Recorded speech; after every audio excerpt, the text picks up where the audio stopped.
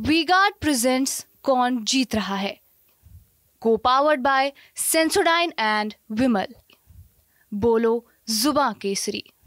केवल अपने माँ के लिए समर्थन जुटाने के लिए नहीं आया हूँ, मैं सुल्तानपुर की माँ के लिए समर्थन जुटाने के लिए। सुल्तानपुर पहली बार आया तो मुझे अपने पिताजी की खुशबू यहाँ लगी, लेकिन आज मुझे कहने में बहुत गौरव महसूस हो रहा है कि आज मुझे लग रहा है कि मैं अपनी मातृभूमि में आ गया। यूपी की पीलीभीत से बीजेपी सांसद वरुण गांधी अपनी मां के लिए चुनाव प्रचार करने उतर चुके हैं। उनकी मां मेनका गांधी सुल्तानपुर से चुनाव लड़ रही हैं और वो वहां से बीजेपी की सांसद भी हैं।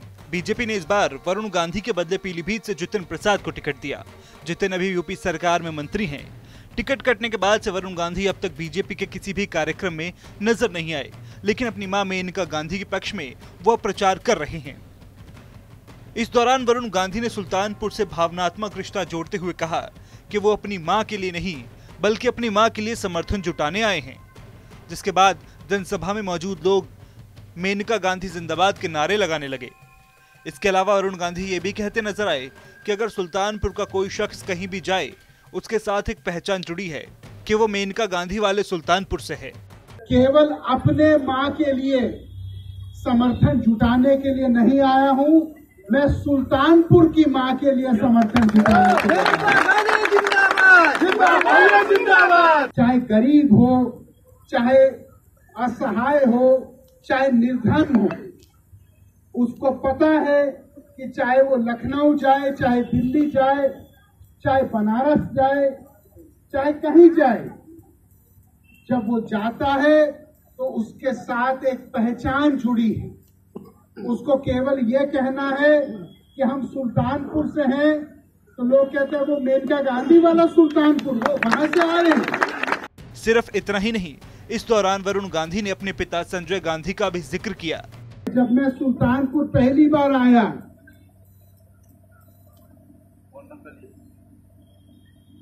तो मुझे अपने पिताजी की खुशबू यहाँ लगी, लेकिन आज मुझे कहने में बहुत गौरव महसूस हो रहा है कि आज मुझे लग रहा है कि मैं अपनी मातृभूमि में आ गया।